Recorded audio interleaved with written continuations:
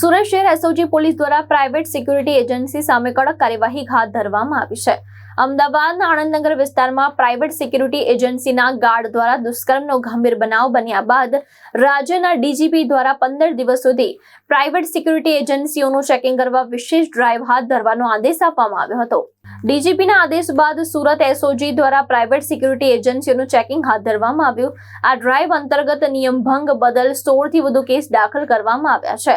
સાથે જ સિક્યુરિટી એજન્સીઓએ કયા નિયમોનું પાલન કરવું અને ગાર્ડ્સની ભરતી કઈ રીતે કરવી તે અંગે માર્ગદર્શન માટે મેગા મીટિંગ યોજવામાં આવી। મીટિંગમાં 300 થી વધુ સિક્યુરિટી એજન્સીના ઓનરો, સુપરવાઇઝરો અને ગાર્ડ્સ મળીને કુલ 1600 જેટલા લોકો હાજર રહ્યા હતા, જ્યાં તેમને જરૂરી સૂચના આપવામાં આવી હતી।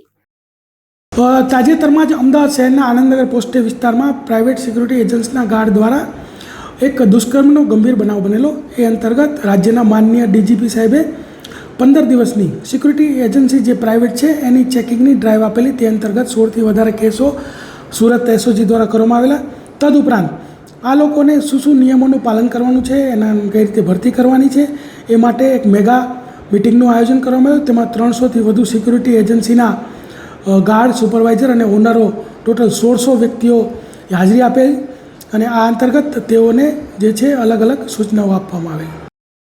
ભાવેશ ઉપાધ્યાય, દ્રષ્ટિકોણ ન્યૂઝ, સુરત।